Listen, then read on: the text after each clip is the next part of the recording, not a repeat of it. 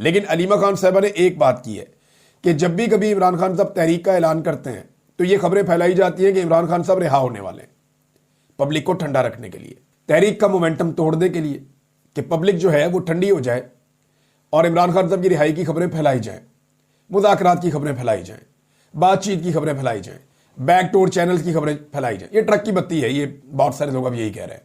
सलमान अकरम राजा साहब पार्टी के secretary general, उन्होंने भी यही कहा। जुनैद अकबर साहब खैबर पख्तूनख्वा से क़यादत, उन्होंने भी यही कहा। अब अलीमा खान साहबा जो इमरान खान की बहन है वो भी यही कह रही हैं, जबकि जो आलिया हमजा साहबा है उन्होंने भी ये सौदा खरीदने से इनकार कर दिया। आलिया हमजा साहबा ने कहा कि इंडिया के साथ सीज फायर हुआ है तो फिर पाकिस्तान और इमरान खान के साथ भी सीज फायर होना चाहिए, लेकिन हालात और वाकयात इस तरफ इशारा नहीं कर रहे। उन्होंने भी कहा ऐसा कुछ नहीं होने जा रहा कि कोई सीज फायर हो रहा है पाकिस्तान तहरीक इंसाफ के साथ या हालात बेहतरी की तरफ जा रहे हैं, ऐसा नहीं हो रहा, होता हुआ फिलहाल दिखाई नहीं दे रहा। इतनी बार धोखा दिया गया है पाकिस्तान तहरीक इंसाफ को कि अब एस्टेब्लिशमेंट या उनकी जानिब से बताई गई खबरों पर कोई भी यकीन नहीं करता, ना कोई यकीन करने के लिए तैयार है।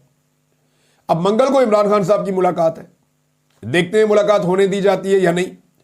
अगर मंगल को इमरान खान साहब की मुलाकात होती है और वो कोई बात करते हैं तो वहां से कंफर्मेशन आएगी कि क्या वाकई कोई बात आगे बढ़ रही है या नहीं बढ़ रही, या इमरान खान साहब के स्टेटमेंट से आपको आइडिया हो जाएगा।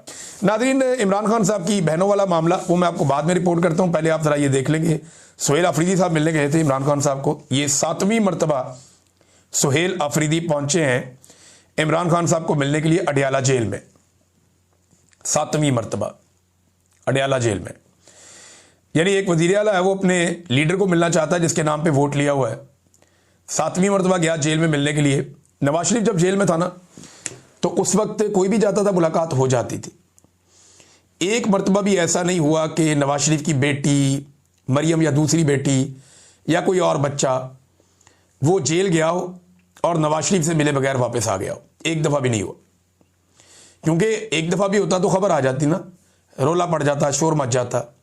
जितने लोग भी नवाज शरीफ को मिलने के लिए यहाँ पे जेल में जाते थे, वहाँ पे अडियाला तो नहीं थे, मियाँ साहब बाद में कोट लखपत जेल में थे, तो जितने लोग भी मिलने जाते थे वो सारे लोग मिलकर आते थे। कभी भी ऐसा कोई शिकवा शिकायत या रोला नहीं पड़ा। हाँ, सिर्फ इमरान खान ने एक दफ़ा स्टेटमेंट दिया था मैं इसका एसी उतार लूँगा नवाज शरीफ का, लेकिन एसी उतारा नहीं था क्योंकि शहबाज शरीफ ने उसके बाद एक बाकायदा दरख्वास्त जमा करवा दी थी कि एसी ना उतारा जाए। तो नवाज शरीफ साहब जब तक रहे जेल में तब तक उनका एसी लगा हुआ था।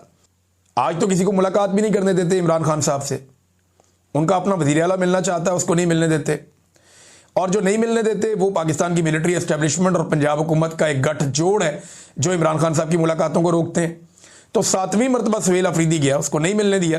सुहेल अफरीदी ने वहाँ पुलिस के साथ कोई बहस भी की और ने कहा जनाब कि आप ज्यादती कर रहे हैं, मेरे पास अदालती ऑर्डर है, मैं 7 मरतबा अदालती ऑर्डर लेकर आया हूँ, लेकिन मुझे मेरे लीडर से नहीं मिलने दिया जा रहा। और उसकी बहनों को भी यहाँ पे तशद्दुद किया गया, मेरे सूबाई वज़रा को यहाँ तशद्दुद किया गया और MNAs को भी यहाँ पे तशद्दुद किया गया। अब नादरीन, मैं जब ये परसों मैंने वीलॉग किया था जब इमरान खान की बहनों के ऊपर टॉर्चर किया गया था, तो मुझे लगा कि पूरे पाकिस्तान के अंदर बड़ा रोला पड़ेगा, बड़ा शोर मचेगा, लोग बड़ा बाहर निकलेंगे, पाकिस्तान तहरीक इंसाफ की क़यादत बहुत शोर मचाएगी। लेकिन एक आधी प्रेस कॉन्फ्रेंस के अलावा मैंने कुछ देखा नहीं। हाँ, सोशल मीडिया पे लोगों ने बड़ा रोला डाला, लेकिन इमरान खान साहब की बहनों को मार पड़ने पर, उनके साथ खैंचातानी करने पर, उन्हें सड़क पे बालों से पकड़ के घसीटने पर पाकिस्तान तहरीक इंसाफ का सोशल मीडिया पे रद्दअमल अच्छा रहा, लेकिन प्रैक्टिकली कोई ऐसा रद्दअमल नहीं आया। सिर्फ लाहौर में मैंने यूथ विंग के नौजवानों की एक रैली देखी है आज के दिनों में, जो उन्होंने निकाली और निकाल के उन्होंने एहतजाज किया और उन्होंने इमरान खान साहब की बहनों की तस्वीरें और इमरान खान की तस्वीरें उठाई हुई थी, वो वहाँ पर एहतजाज कर रहे थे। लेकिन जिस तरीके से एक पॉलिटिकल पार्टी इसके ऊपर रिएक्ट कर सकती थी, यानी आप एक लम्हे के लिए सोचें ना कि अगर ऐसा एक धक्का पड़ जाता आसिफ जरदारी की बेटी को, बिलावल की बहन को, या मरियम नवाज का दरवाज़ा टूटने पे जिस किस्म का रोला पड़ गया था, क्या उसका 5% भी हुआ इमरान खान साहब की बहनों को सड़कों पे घसीटने पर? अच्छा, एक और चीज़ मैं देख रहा हूँ कि कुछ लोग इसकी मजम्मत कर रहे हैं, लेकिन साथ साथ वो ये भी कह रहे हैं कि PTI की क़यादत को भी वहाँ पे होना चाहिए था। देखिए, मैं एक चीज़ आपको बताऊँ कि जुल्म ही होता है। आप मजलूमों की तादाद जितनी मर्जी बढ़ा दें वो जुल्म ही रहता है। जिन्होंने मार कुटाई करनी है, जिन्होंने हुक्म देना, उन्होंने वही रहना है।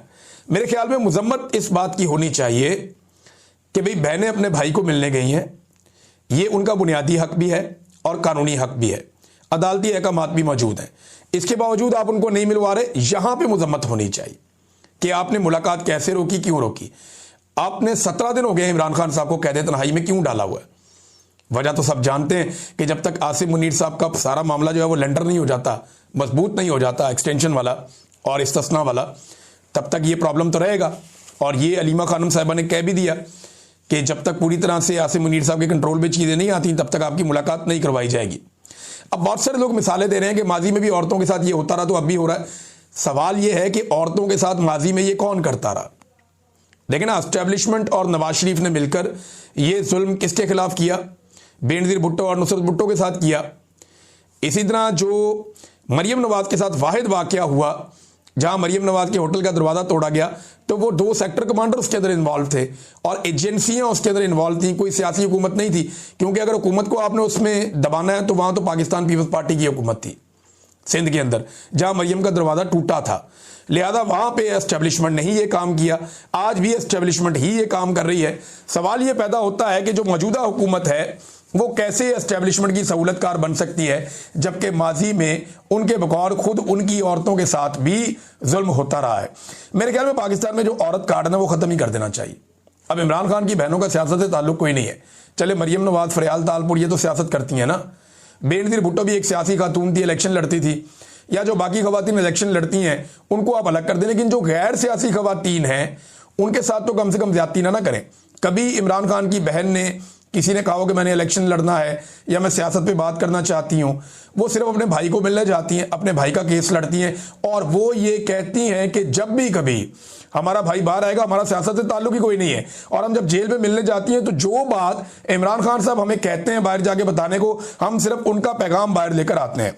नाज़रीन, एक स्टोरी जो है वो इमरान खान साहब के हवाले से गर्दिश कर रही है, मैं आपको पहले भी बता रहा था और अब नजम सेठी साहब ने भी कहा और आपके सामने ये सारी सिचुएशन है कि ये दावा किया जाता है कि इमरान खान साहब को मुबैना तौर पे एक शख्सियत जो गैर सियासी है, मैं बता देता हूं आपको, एक्चुअली बहुत सारे लोग नाम लेने से भी घबरा रहे हैं, ये एक अस्करी शख्सियत है, बड़े रैंक का ऑफिसर है। ये मुबैना तौर पर, यानी जिन लोगों ने एक स्टोरी दी है ना, मैंने उनसे रब्ता किया, मैंने कहा मुझे बंदा बताएं आप, तो बंदा पता चलता है जी कि ये अस्करी आदमी है और ये बड़ा ओहदेदार है, तगड़ा फौजी। ये इमरान खान साहब से जाके जेल में मिला, इसने इमरान खान साहब को पूरी ब्रीफिंग दी जंग के ऊपर, जैसे वजीर आजम को ब्रीफिंग दी जाती है। नजम सेठी ने ये लफ्ज इस्तेमाल किए। अच्छा, मेरे पास डायरेक्ट इंफॉर्मेशन अभी तक नहीं है, ये जो 3-4 सहाफियों ने ये बात की है वही बात मैं आपके सामने रखने वाला हूं। बहुत मुमकिन है इमरान खान साहब इसको डिनाई कर दें, बहुत मुमकिन है इमरान खान साहब कह देंगे जी मुल्क की खातिर मेरे पास कोई आया चल के तो मैं उसको इनकार नहीं कर सकता था। यह भी मैं आपको बता दूं, ये खबर इमरान खान का आपके सोर्सेज से नहीं निकली।